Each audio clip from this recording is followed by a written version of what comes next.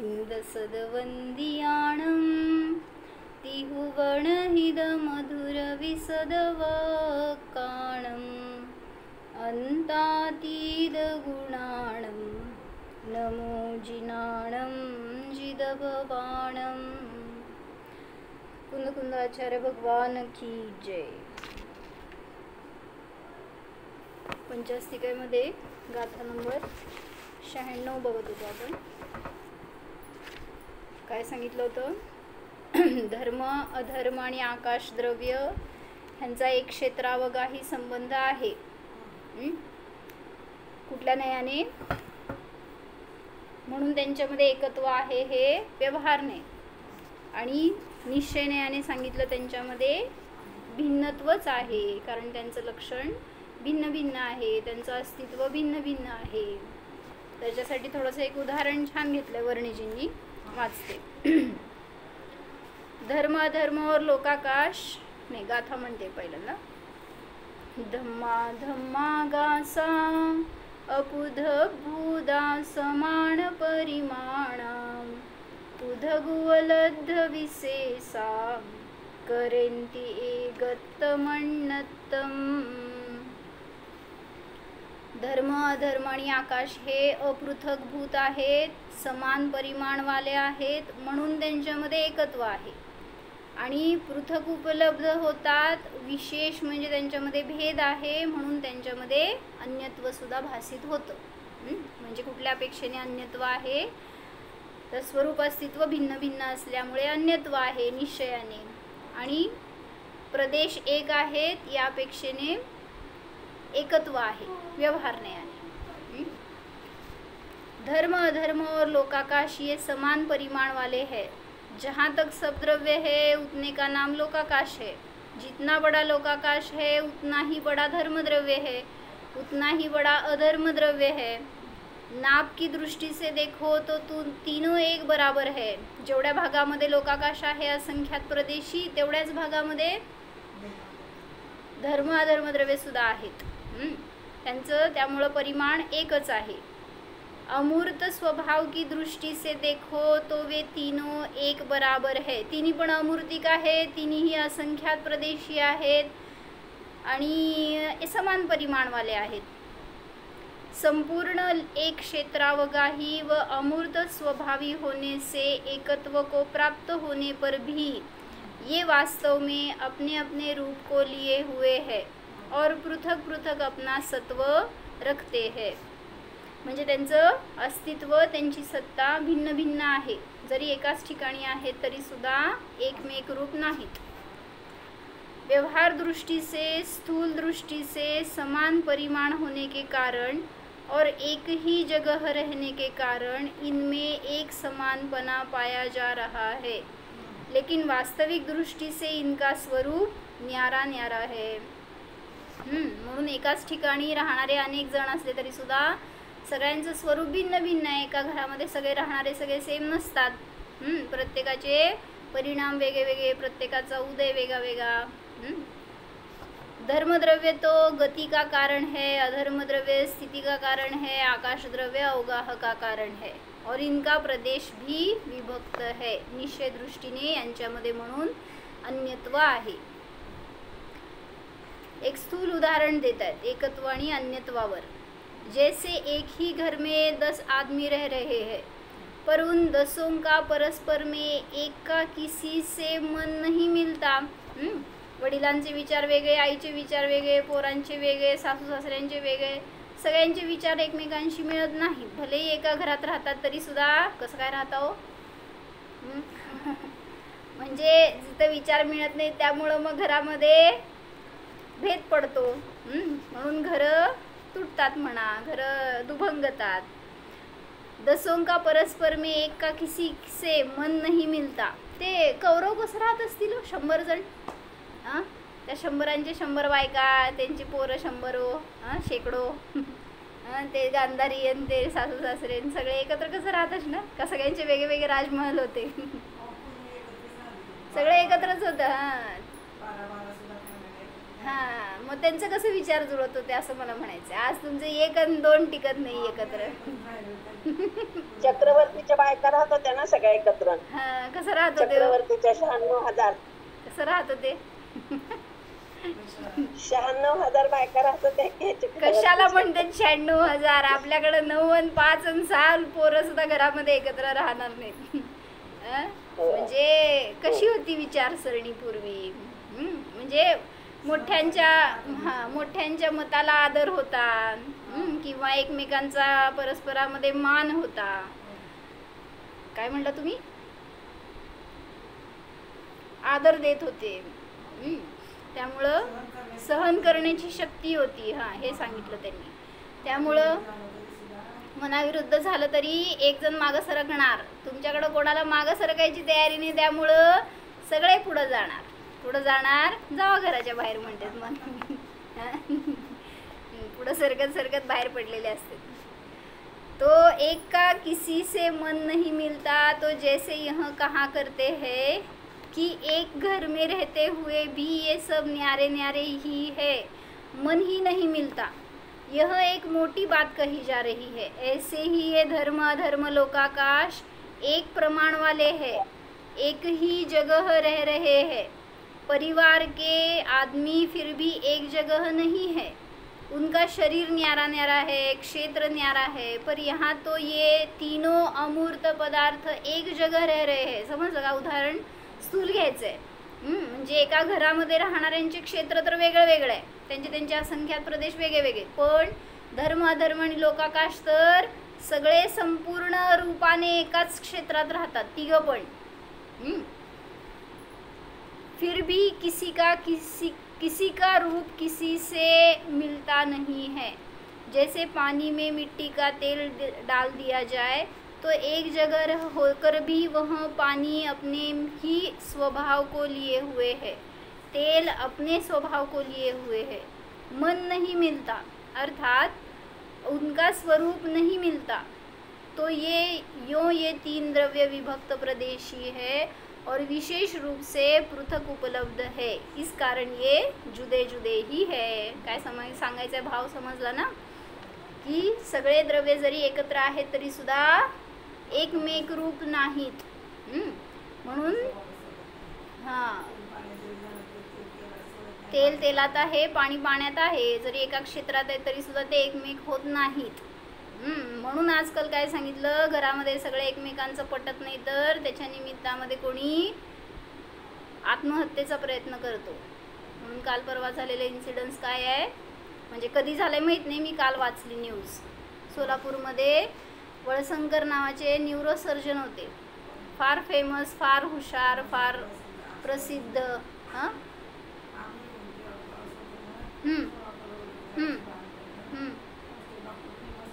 होय, म्हणजे ते वडील पण आणि मुलगा पण आहेत डॉक्टर. मग ते काहीतरी त्यांचं नाव शिरीष वळसंकर असं नाव आहे. तर खूप चांगले सर्जन, अनेक शेकडोंनी हजारोंनी त्यांनी ऑपरेशन्स केलेत सक्सेसफुल. आणि अजून पण त्यांच्याकडं फार जणांची काय म्हणायचं वेटिंगमध्ये होते, फार जण ऑपरेशनसाठी. आणि एक दिवस संध्याकाळी काय पार्टी होती, घरामध्ये सगळे बसले होते, पार्टी झाली, सगळ्यांच्या बरोबर एकत्र होते, मजा मस्ती सगळी झाली.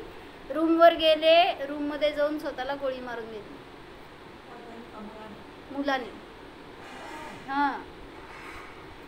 काय झालं? सगळं छान चाललं होतं असं वाटतंय ना तुम्हाला? छान काय नसतं. संसार कधीही छान नसतो. सगळ्या गोष्टी आज दिसत आहेत ना बाहेर, सगळ्यातून वैराग्य वाढवा, माहिती का? आपल्यावर असे संस्कार करून घ्या, प्रत्येक घटना मिळतीये ऐकायला, बघायला, सगळ्यातनं तुम्हाला धर्माची प्रेरणा मिळायला पाहिजे. ज्याचं उपादान असेल ना त्याला त्यातून, मला तर असं चिंतनसारखं तेच चालू आहे, ते जे जम्मू काश्मीरमध्ये झालं, मुंबईमध्ये चालू आहे, सोलापूरमध्ये अशी घटना झाली, त्या माताजींचं कुठंतरी ॲक्सिडेंट झाला. सगळीकडचे न्यूज एका वेळी काय यायला लागले तो अशी ऐकायला. किती स्थिर व्हायला पाहिजे त्याच्या निमित्तात, आपण किती सावध व्हायला पाहिजे. अशा घटना तुमच्याबरोबर का नाही घडणार? कधीही कसाही प्रसंग आपल्यावर पण येऊ शकतो म्हटल्यावर कसं आपण जागरूक असायला पाहिजे स्वभावामध्ये, आपल्या परिणामांमध्ये.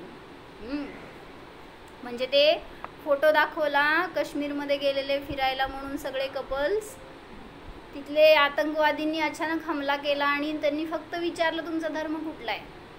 बाकी काय नाही विचारलं, कुठले राहायचे, काय नाव, कुठली जात, काय नाही. धर्म कुठला आहे म्हणल्यावर हिंदू म्हणलं की गोळी मारली. अशा 25-26 जणांना त्यांनी मारलंय तिथं. आणि त्यातले काहीतरी 4-5 जण म्हणे महाराष्ट्रातले आहेत. कुठले पण असू देत, त्याचं काय नाही. महाराष्ट्रातले म्हणलं की लगेच तुम्हाला सिंपथी. म्हणजे कुठले पण असे ना का, जीव शेवटी असं मरायसाठी. काल आम्ही तेच घेतलं संध्याकाळी की उपादान काय हो, कोण नाही दोषी, त्यांनी मारलं म्हणून मेले का? म्हणजे बघा की त्यांचं आयुकर्म संपायची वेळ, कुठं जाऊन मरायचे होते ते. तिथं खेचून न्यायचं होतं. त्या कोण असेल तो वैरी असणार पूर्वजन्मीचा, तो कुठून भेटणार, म्हणून काश्मीरला गेले इकडून तिथंपर्यंत, आणि तिथं जाऊन त्यांना मरायचं होतं.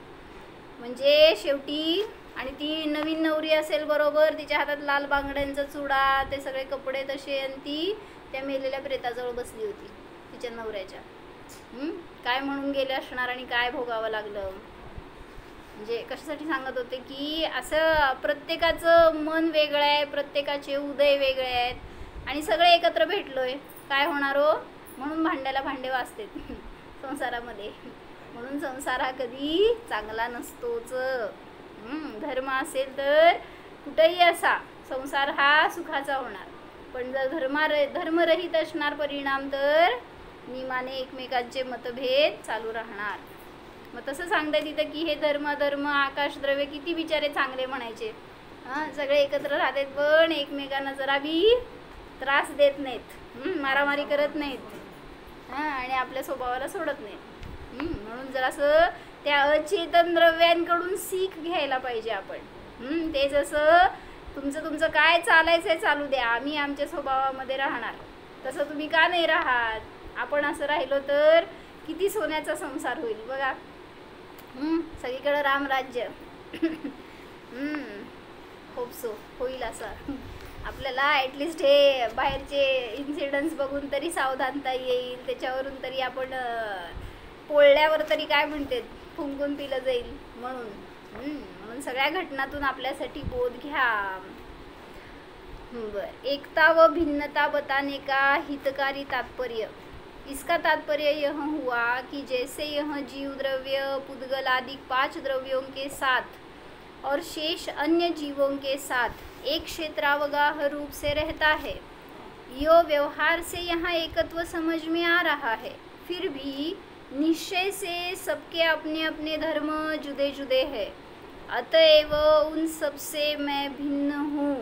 देखिए यही की बात, आप जितने में फैले हैं, जितने में चेतना प्रकाश है, ज्ञान भाव है, उतने में आप है ना. तुमचं क्षेत्र जेवढं आहे तेवढ्यामध्ये तुमची चेतना आहे. ज्याचं जेवढं शरीर आहे तेवढ्याप्रमाणे तो जीव पसरलेला आहे, तेवढ्यामध्ये त्याची चेतना आहे.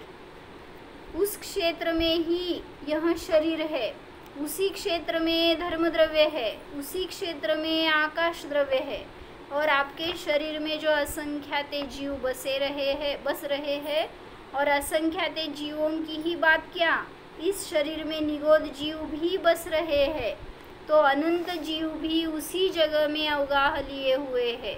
किंतु पैर में जो कीड़े फिर रहे हैं, तुमच्या आता काय म्हणायचं, जसं ते प्रत्येक ठिकाणी असणारे एन्झाईम्स वेगवेगळे, बॅक्टेरियाज वेगवेगळे आहेत, शरीरामध्ये असणारे वेगळे आणि शरीराच्या ठिकाणी बाहेरून वगैरे असणारे वेगळे. पैर में जो कीड़े फिर रहे हैं, उन कीड़ों की संज्ञा, उन कीड़ों का उपयोग, उन कीड़ों की प्रवृत्ति कीड़ों जैसी है. आपकी संज्ञा, आपका विचार, आपका मन आप में आपकी तरह है. एकत्र आहेत सगळे तुम्ही एका क्षेत्रामध्ये, म्हणून सगळं समान असायला पाहिजे असं नाही. मग ह्याच्यासाठी मी काय उदाहरण ऐकल्यास की राम, सीता आणि लक्ष्मण तिघांनी पण एकत्र आहार दिला मुनींना जंगलमध्ये, बरोबर. सांगा क्रिया एक आहे की नाही. परिणाम, अभिप्राय काय चालू आहे, आणि कर्मांचा आसरोबंध काय चालू आहे, समान असायला पाहिजे. सगळी मन वचन कायाची क्रिया जर समान आहे तर त्यांना आसरोबंध समान आहे का. भक्तीनेच आहार देत आहेत सगळेजण. लक्ष्मण सुद्धा असं काय झिडकारलं नाही त्या मुनींना. पाय पडतोय, पाद प्रक्षालन करतोय, मन शुद्धी वचन शुद्धी सांगतोय, सगळं आहारदान करतोय. मग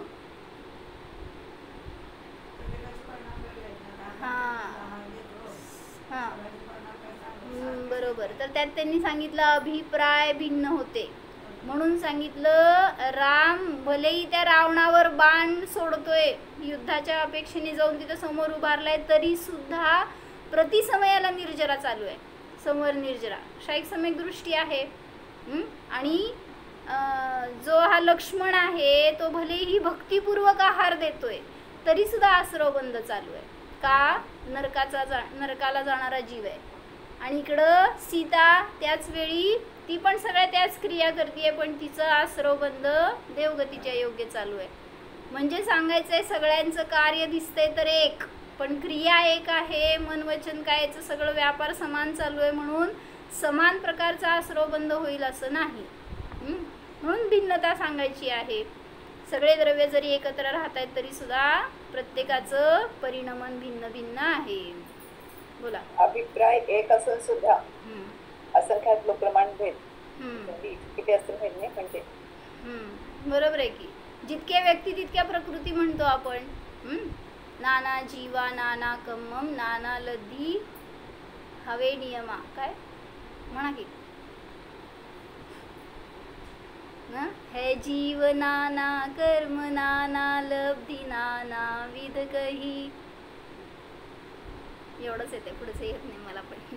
म्हणजे त्याच्यात अनेक जीव आहेत, अनेक प्रकारचे परिणाम आहेत, अनेक प्रकारचे भिन्न भिन्न उदय चालू आहे, तसा आसरव बंद चालू आहे त्यांचा वेगळा. म्हणून बाहेरून क्रिया समान दिसती. संघामध्ये किती होते हो आचार्यांच्या मुनी, एका आचार्यांच्या संघामध्ये किती मुनी असायचे पूर्वी? 12,000. भद्रभाऊ स्वामींच्या संघामध्ये 24,000 मुनी. परत त्या 500 मुनींचा संघ होता जिथं की त्यांना घाणीत पिळलं गेलं. 700 मुनींचा संघ होता जिथं त्या बलीने उपसर्ग केला. सांगा त्या सगळ्यांचे परिणाम कसे होते हो त्यावेळेस? जाऊ दे, गृहस्थी दशेतले परिणाम तुमचे वेगळे वेगळे, त्या मुनींचे परिणाम सगळ्यांचे समान, सगळ्यांचे आसरव बंद समान, निर्जरा समान. कसं असणार? कारण जितकं दिसतंय ना बाहेरून तशा प्रकाराने आतून निर्जरा असेल असं नाही, कारण अभिप्राय आणि परिणाम काय आहे त्याच्यावर अवलंबून आहे. आणि तिथे असं पण आहे ना की जे कर्म बांधले जातात म्हणजे जरी समान बांधले गेले समजा, एक मिनिट, तरी पण उदयात काय म्हटलं तुम्ही जयश्रीमा? हां हां बरोबर. एक चौकडीचा उदय आहे, जरी भावलिंगी संत आहेत ते, तरी संज्वलनाच्या उदयाचं निमित्त आहे बहिरंगामध्ये, त्याच्या निमित्तात त्यांच्या पण चारित्र मोहाचा उदय चालू आहे, काय असेल तो. पण तरी सुद्धा सगळ्यांचं वेगळे वेगळे आसरव बंद आहेत. काय म्हटला तुम्ही दीपाली भाभी? दीदी विकासभाई सांगतात की तुम्ही जरी एक टाईपचे जरी कर्म बांधले, म्हणजे असंख्यात लोक प्रमाण आहेत, तेच तुमचे परिणाम असले आणि तेच सगळे बांधले, तरी उदयाला येताना ते कसे येतील प्रत्येकाचे वेगळे येतात. बरोबर आहे. संक्रमण अपघर्षण किती किती काय काय होतं. बरोबर आहे की, तेच ना. म्हणून तर किती विशुद्धी आहे त्याच्या अनुसार त्याच्यामध्ये काय पण फरक पडेल. म्हणजे जरी ध्यानाला बसलेत, सामायिक करतायत सगळे, तरी सुद्धा त्यांचं सत्व वेगळं, उदय वेगळा, बंद वेगळं, निर्जरा वेगळी, सगळं भिन्न भिन्न आहे हो. कारण पूर्वीचं काय कलेक्शन आहे माहीत नाही आपल्याला, किती स्टॉकमध्ये माहीत नाही, किती चाललंय हे माहीत नाही, फक्त दिसतंय बहिरंगातून काय मुनिचर्याचं पालन करतायत. म्हणून सांगितलं की कोण आपल्याला तारणार नाही आहे बाहेर, आपल्याला आपल्या परिणामांचा विकास करायचा आहे. आपल्या परिणामांची विशुद्धी घडणार फक्त आत्म्याच्या अवलंबनानेच. मी शुद्ध आत्मा एवढं स्वीकारा बघा की बाहेर कुठलं संकट येणार आहे हो, कोण अतिरेकी भेटणार आहे का तुम्हाला, कोण तुम्हाला घर पाडणार आहे, मंदिर पाडणार आहे, काय असले उद्या आपल्याबरोबर होणार नाही जर. म्हणूनच काल मी सांगितलं तिथं जाऊन रॅली काढायचं, मोर्चे काढायचे, त्यांच्या विरुद्ध भाषणं द्यायची, हे सगळं करण्यापेक्षा जाऊ देत, करणार ते भूमिकेनुसार तुम्ही, पण त्याच्याबरोबर पापाचं हे उदय आहे ना सगळा जो दिसतोय तो, मग त्या पापाच्या उदयात करायला काय पाहिजे हो आपण? हां म्हणलं ना, आपली विशुद्धी जितकी जास्त ना पापाचं संक्रमण होणार. मग त्याच्यासाठी धर्माचं अवलंबन घ्या ना. आपण काय करायला जातोय? क्रिया करायला जातोय बाहेर. हां म्हणलं की म्हणून तर भूमिकेनुसार ते पण कराल तुम्ही, ठीक आहे, पण पहिल्यांदा हे करा की नमोकार मंत्राचं अनुष्ठान करा, ध्यान करा भरपूर, जेणेकरून क्षमावली करा अंतरंगातून. त्या सगळ्या जीवांना आपण असं केलं असणार. आपल्याला असं संयोग मिळाला. महावीरांना का नाही मिळाला हो असा संयोग? आदिनाथांना का नाही मिळाला? तुम्हालाच का मिळाला? जाऊ दे, तुमचे वडील, वडिलांचे वडील, त्यांचे वडील, त्यांना पण नाही मिळाला, तुम्हालाच मिळाला असा संयोग. किती पापी आहे आपण, समजताय का? आपल्या डोळ्यासमोर असं कुकृत्य व्हावं. म्हणजे म्हणून आपल्या पापाचं प्रक्षालन होणार निष्पाप स्वभावाला जाणलं असताना.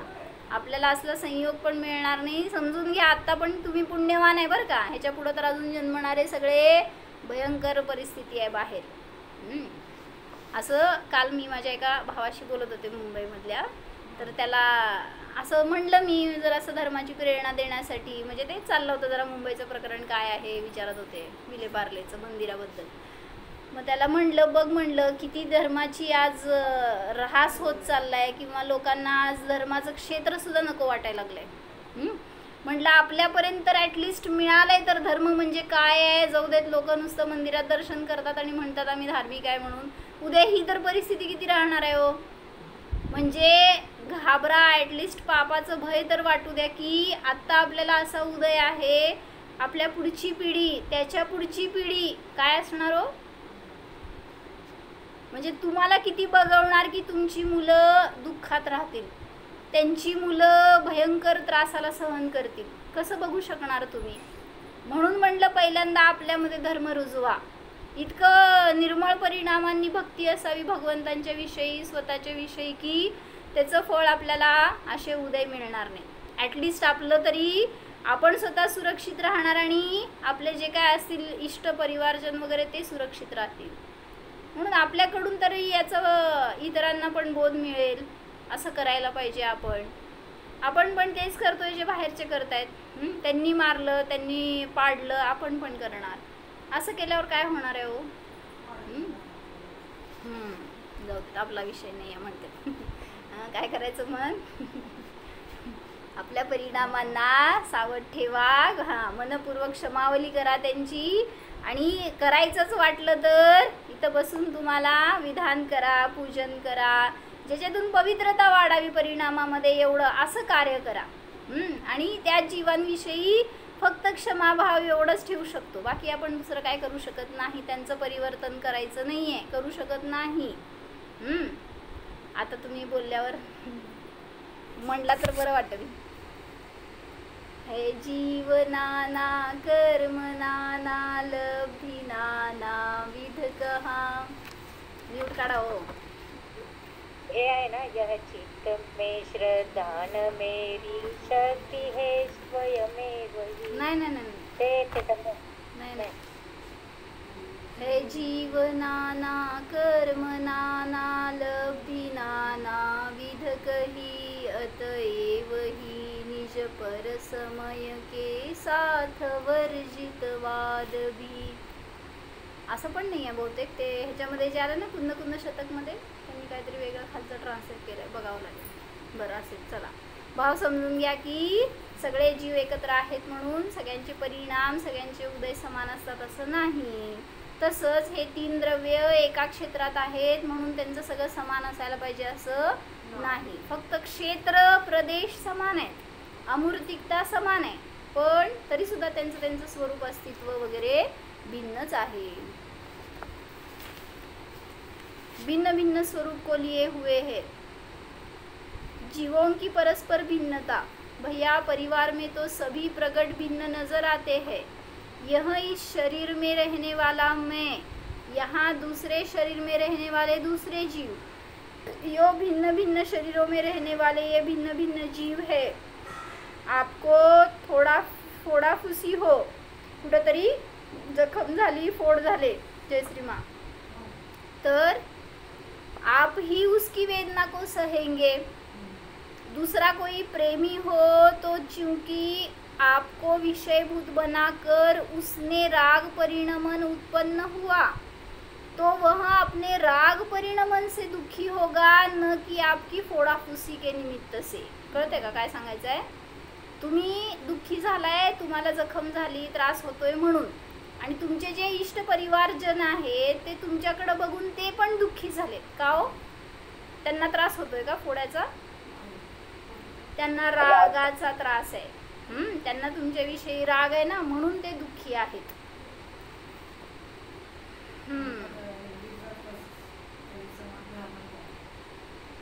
वितरागता नाही की, म्हणूनच आम्हांनी सांगितलं ना, त्या 700 मुनींना जेव्हा घाणीत पिळलं त्यावेळेस ते 700 होते का 500 होते? हां, तर ते हे रक्षाबंधनच्या कथेमध्ये 700 मुनी होते का? मग हे 500 मुनी ज्यांना की घाणीत पिळलं, तर तेव्हा त्यांनी आम्हांनी घटवलं होतं असं की असे तो उभारलाय समोर, अरविंद राजा होता वाटतं ना, तर तो उभारलाय समोर आणि त्यांनी आज्ञा दिली की प्रत्येक नाही, दंडक राजा, आणि त्यांनी सांगितलं ना की सगळ्यांना घाणीत पिळा म्हणून. तर सगळ्या मुनींना असे लाईनीने उभा केले त्यांना आणि एकेकाला टाकतायत त्या घाणीमध्ये. म्हणजे दिसतंय समोर, जाऊ देत, मशीन समजून घ्या, घाण माहीत नाही आपल्याला काय असते घाणा. तर त्या मशीनमध्ये टाकतायत. एक जण आपल्या डोळ्यासमोर पडला, त्याचे हाडं तुटतायत, रक्ताची चिंगारी उडतीये, काय चिळकांडी उडतीये, सगळे अवयव तुटायला लागलेत, स्किन फाटायला लागली आहे, सगळं दिसतंय डोळ्यासमोर. बघा की काय असणार. आणि मागं उभारलेले मुनी बस पडणार आहेत आता. त्याच्यात काय असणार अंतरंगात परिणाम? असं माताजींनी घटवलं होतं चिंतन की त्या रोमध्ये सगळ्यात शेवटी होते बालमुनी. आता चिंतन म्हणून घटवलं असणार आहे. तर ते त्या मुनींचे परिणाम कसे असणार? समोर 499 जणांना टाकलंय आणि असा ढीक पडलाय हाडांचा, रक्ताची नदी व्हायला लागली आहे आणि सगळे त्यामध्ये पडलेले आहेत, सगळे संगस्त मुनी. आता त्या मुनींना बस टाकणार आहे अजून आतमध्ये, तर त्यांचे भाव काय असणार? काय विचार करत असणार ते? कोणाचा विचार करताय तुम्ही? 499 जणांचं का त्या 500वाचं? दृष्टी कुठे आहे ना त्याच्या अनुसार. तर त्यांनी सांगितलं, त्यांना फक्त एवढं दिसत होतं की ते स्थिर आहेत स्वभावामध्ये, जसं तशी मला साधना करायची. मी सुद्धा माझ्या आत्म्याला जाणणार आहे, या शरीराकडं माझं लक्ष नाही, मी शरीर नाही, ह्याला म्हणायचं भावलिंगत्व. आणि मग सहज काय म्हणायचं, ते जे घडेल ते शरीराबरोबर घडेल, मी त्याचं काय करता नाही आहे याची भावभासनापूर्वक चालू आहे जे काय चालू आहे ते. आणि त्यांना पण टाकलं त्याच्यामध्ये. काय झालं? आपण बघणारा काय म्हणणार, अरे रे हा हो असं वगैरे, पण त्यांचे परिणाम जरा सुद्धा विचलित नाहीत. अशी स्थिरता असती सगळ्यांची होती, ते सांगायला लागले की. पण तरी उदय वेगळे वेगळे सगळ्याचे. ज्यांचं भावलिंगत्व आहे ते नियमाने स्वभावामध्ये स्थिर राहणार, कुठलाही उपसर्ग येऊ दे त्याच्यामध्ये ते विचलित होणार नाही. आणि जे विचलित होणार ते त्या ह्यांच्यासारखं झालं, विद्युतचर चोर मुनी झाले आणि 500 जणांनी दीक्षा घेतली, 500 चोरांनी दीक्षा घेतली त्यांच्याबरोबर. जेव्हा आपला मुखियाच जर धर्म करणार आहे तर आपण पण करायचं, या भावनेने दीक्षा घेतली. आणि सगळेजण गेले आणि त्या वनात उभारले होते ना ध्यानाला. म्हणजे रात्र झाली म्हटल्यावर पुढं विहार केला नाही, आणि मग त्या नगराच्या बाहेर वनामध्ये ते उभारले होते ध्यानाला म्हणून. आणि ते सुनसान एरिया होतं आणि तिथं फक्त एका देवीचं मंदिर होतं. त्या जेवढ्या कॅम्पसमध्ये ते उभारले होते ना, काय असेल ते बाग वगैरे वन असं, तर तिथं त्या वनातल्या त्या देवीच्या मंदिरामध्ये काय देवी असेल, वेंतर असेल कोणीतरी, तर ती यांना आडकाठी करते, तुम्ही इथं नाही राहायचं, हे एरिया माझा आहे, तुम्ही इथून जावा. म्हणजे सूर्यास्त झाला होता तर त्यांना पुढं जाता येत नव्हतं मुनींना, त्यामुळं मुनी तिथंच थांबले आणि सामायिकाला उभारले. तर रात्रीच्या वेळी त्या देवीच्या दर्शनाला, तिथं आरती करायला गावातले सगळे लोक यायचे. आणि मग ते त्या देवीची आरती केली त्यांनी. पण झाल्यावर त्यांना दिसलं की इतका मोठा संघ, असे साधू ध्यानाला उभारलेत, बसलेत, ते साधना करतायत. असं म्हणल्यावर 1-2 जण 4 जण आकृष्ट झाले त्यांच्याकडं, आकृष्ट इन द सेन्स भक्तीसाठी म्हणून. आणि मग थोडे जण काय झालं, इथं देवीचे पाया पडून तिकडे गेले महाराजांकडं, आणि त्यांची स्तुती करतायत, सेवा करतायत, भक्ती करतायत. हे दिसलं तिला, देवीला. आणि हळूहळू काय झालं, येणारे सगळे थोडे इकडं जायचे, थोडे जायचे पण नाही देवीकडं, सरळ तिकडं जायचे. महाराजांकडे, त्या मुनींच्या संघाकडे. मुनींना अपेक्षा नव्हती ना कोणाचा विरोध होता, त्यामुळं मुनी तर आपल्या साधनेमध्ये होते. पण येणारे सगळे असं करायला लागले म्हटल्यावर त्या देवीला राग आला आणि ती सगळे जेव्हा निघून गेले त्यावेळेस तिने कोप केला. काय केलं, व्यंतर होत, काय म्हणायचं, विक्रिया होती. त्यामुळं तिने हे सगळे ध्यानाला उभारले किंवा बसले असतील असं काय, तर रात्रीच्या वेळेस तिने कबुतरांचा वेश घेतला. एक नाही, असंख्य कबूतर, आणि सगळ्यांनी त्यांना टोची मारून त्या मुनींवर उपसर्ग केला. आणि इतका भयंकर उपसर्ग झाला की सकाळी येऊन प्रजा बघेपर्यंत सगळे 500 डेड बॉडी पडल्या होत्या. मग त्यामध्ये त्यांनी घटवलं होतं की विद्युतचर तर स्थिर होते, त्यांनी आपली साधनाच केली, पण बाकीचे हे 500 होते ना, त्यात कोणी तळमळलं, कोणी पळण्याचा प्रयत्न केला, कोणी बस आपले गुरु करतायत म्हणून आपली करू लागले धर्म असं. म्हणजे सगळे स्थिर राहिले असं नाही, पण तरी सुद्धा 500 जणांची तिथं समाधी उभारली गेली. म्हणजे देखादेखी जरी केलं तरी सुद्धा राहिले तिथं स्थिर, एवढंच. पण धर्मच घडला असं नाही. म्हणून म्हणायचे की कोणाचे परिणाम कसे असतील तसं त्याच्यानुसार आसरव बंद चालू राहणार. आर्द्रौद्र पण असेल. आता मुनी म्हणजे ते हे जे मुनी सांगितलं ना की जे त्या विद्युतचरकडे बघून दीक्षित झाले होते, असे ते ज्ञानसहित पण असतील किंवा त्या उदयाच्या निमित्तात ज्ञानातून भ्रष्ट पण झाले असतील. त्यामुळं ते पळापळी करत होते, इकडं तिकडं बघत होते कोणी रक्षेला येत आहे का. मग शेवटी काय, आपल्याला इलाज नाहीये म्हटल्यावर साधू आपले गुरु जसे आहे तशी आपण राहणार म्हणून देहत्याग केला असं. म्हणजे ज्याचं परिणामांची विशुद्धी जशी त्याच्यानुसार त्यांना उदय भोगावे लागणार.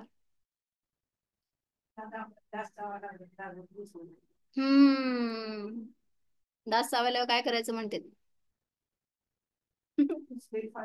भेद विज्ञान, वेद विज्ञान. भेटा दासाला. 2 मिनिटं तरी ऍटलिस्ट उडवायच्या 2 मिनिटं तरी. म्हणजे संस्कार तर तेच करावे लागणार आहे. तो उदय तरी येणार, भयंकर उदय येणार जेव्हा उलट स्थिर राहणार ना, उदयात त्यापेक्षा सुद्धा जास्त येऊ लागतात. पुढं पुढं जशी विशुद्धी वाढणार तशी उदिरणा सुरू होते आणि त्याच्या निमित्तामध्ये तुम्हाला अजून उदय भोगावे लागणार.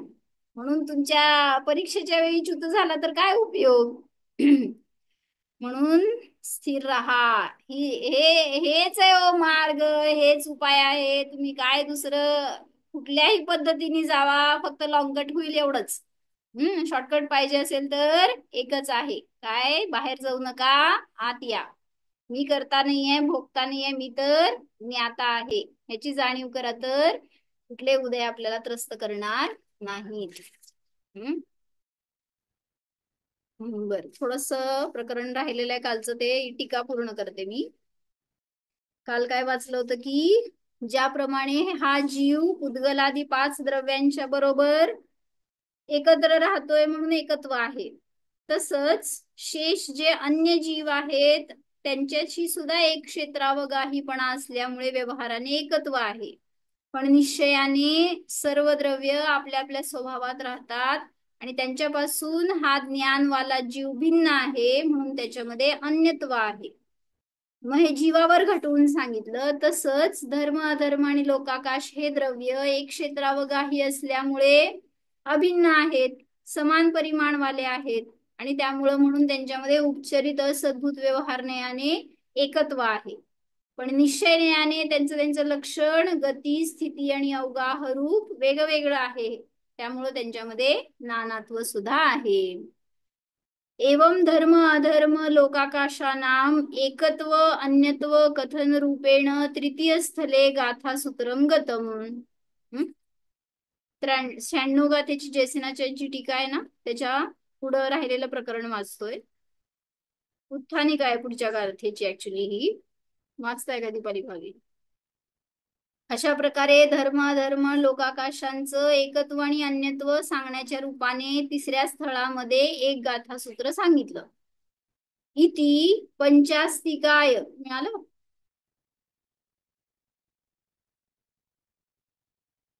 96 गाथेची जे सेनाचरांची टीका आहे ना त्याची शेवट झालाय आता. पुढच्या 97 गाथेची ही उत्थानिका आहे. इति पंचास्तिकाय षड्द्रव्य प्रतिपादक प्रथम महाअधिकार मध्ये गाथा सप्तक पर्यंतम स्थलत्रयेण आकाश अस्तिकाय व्याख्यान रूपः सप्तमः अंतरधिकारः समाप्तः. अशा प्रकारे पंचास्तिकाय षड्द्रव्य प्रतिपादक प्रथम महाअधिकारामध्ये पहिला अधिकार आहे कुठला? पंचास्तिकाय षड्द्रव्य प्रतिपादक म्हणजे पंचास्तिकाय षड्द्रव्य प्ररूपक असा पहिला अधिकार आहे. त्याच्यामध्ये 7 गाथांपर्यंत 3 स्थळांच्या द्वारे आकाश अस्तिकायाचं वर्णन सांगितलं. त्याच्यामध्ये 7वा अंतरधिकार समाप्त झाला. तदनंतरम अष्टगाथापर्यंतम पंचास्तिकाय षड्द्रव्य चूलिका व्याख्यानम करोति. त्यानंतर 8 गाथांपर्यंत पंचास्तिकाय षड्द्रव्य रूपाने चूलिकेचं व्याख्यान आता करणार आहेत. याच्या पुढे आता 7 झाली. चूलिका म्हणजे काय? कथन केलेलं, न केलेलं आणि जे करायचं आहे असं सगळ्याचं ते वर्णन करून सांगणार आहेत. तत्र गाथा अष्टक मध्ये चेतन अचेतन मूर्त अमूर्तत्व प्रतिपादन मुख्यत्वेन आगास इत्यादी गाथा सूत्रम एकम. तेथे 8 गाथांमध्ये चेतन अचेतन मूर्त अमूर्तत्व यांचं प्रतिपादन करण्याच्या मुख्यतेने आगास अशा रीतीने एक गाथा सूत्र आहे. अथ सक्रिय निष्क्रियत्व मुख्यत्वेन जीवा पोग्गलकाया इत्यादी सूत्रम एकम. पुनः च प्रकारांतरेण मूर्त अमूर्त कथन मुख्यत्वेन जे खलु इंद्रिय गेज्जा इत्यादी सूत्रम एकम. म्हणजे सक्रिय आणि निष्क्रिय यांच्या मुख्यतेने एक गाथा सांगितली. त्याच्यानंतर मूर्तत्व अमूर्तत्व यांच्या मुख्यतेने एक गाथा सांगितली. अथ नव जीर्ण पर्यायादी स्थितिरूपः व्यवहार कालः जीवपुद्गलादीनां पर्याय परिणतेः सहकारी कारणभूतः कालानुरूपः निश्चय कालः इति कालद्रव्य व्याख्यान मुख्यत्वेन कालो परिणाम भव इत्यादी गाथा द्वयम. काय सांगितलं अर्थ? नंतर नवजीर्ण पर्यायादी स्थितिरूप व्यवहार काल जीव पुद्गलांच्या पर्याय परिणतीच्या सहकारी कारणभूत कालानुरूप निश्चय काल.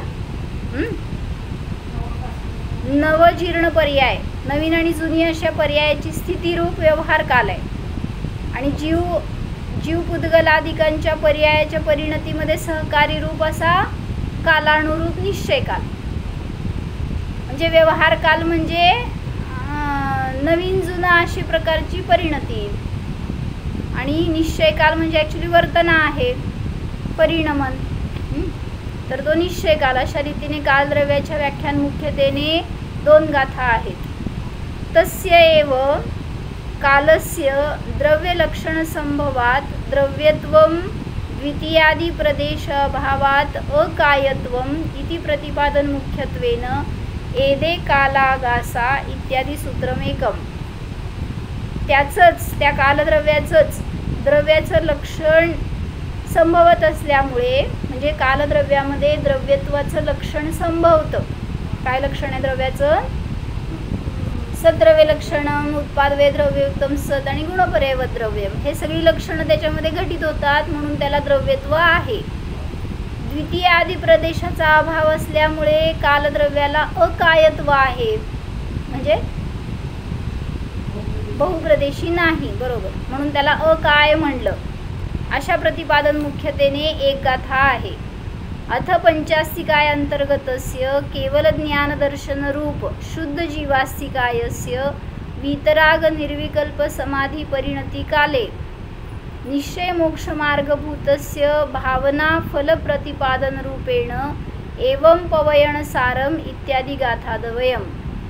नंतर पंचास्तिकायाच्या अंतर्गत केवल ज्ञान केवल दर्शन रूप शुद्ध जीवास्तिकायाचं वीतराग निर्विकल्प समाधी परिणती काळामध्ये निश्चय मोक्ष मार्गभूत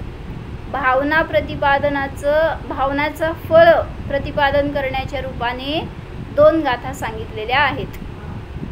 इति अष्टगाथाभिः षट्स्थलैः चुलिकायां समुदाय पातनिका. अशा प्रकारे 8 गाथांच्या द्वारे 6व्या स्थळाच्या द्वारे चुलिकेचं समुदाय पातनिका सांगणार आहेत. म्हणजे आता चुलिका सांगणार, त्याच्यामध्ये 8 गाथांचं कथन येणार आहे, ज्याच्यामध्ये की म्हणजे कालद्रव्याचं एक वर्णन येणार, त्याच्यामध्ये कालद्रव्याचं काय स्वरूप आहे हे वगैरे. परत मूर्त अमूर्ताचं कथन करणार, सक्रिय निष्क्रियाचं कथन करणार. असं सगळ्याचं मिळून 8 गाथा एक सार रूपाने सांगणार, जे काय आत्तापर्यंत शिकलो. आणि हे मग ह्याचा अधिकार संपला की पुढं मोक्षमार्ग अधिकार सुरू होणार.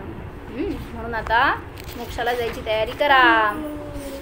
कुठं जायचंय? बाहेरच्या मोक्षात कुठं जायचं नाही.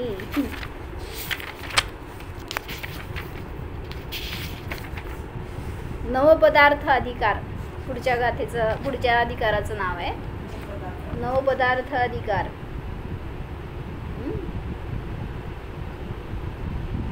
त्याच्यामध्येच अंतराधिकार रूपाने व्यवहार मोक्ष मार्ग वगैरे सांगणार आहे. ते स्वरूप आपण बघू. तोपर्यंत स्वभावरूप मोक्षाला ग्रहण करा, जाणा. हो, जाणा. हा मी सर्व परद्रव्याच्या परिणतीपासून भिन्न, सर्व पर्यायाच्या परिणतीला जाणणारा ज्ञाता जीव आहे. पहा, बहिरंगामध्ये या जीवाचा कोणीही सगा संबंधी नाहीच.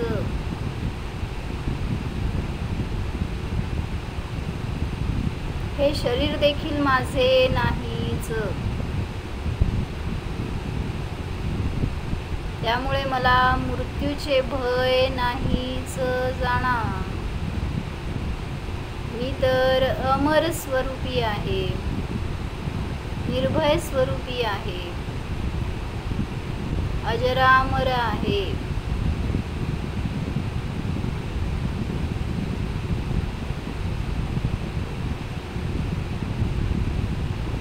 निराबाध स्वरूपोऽहम्, अमूर्तिक स्वरूपोऽहम्.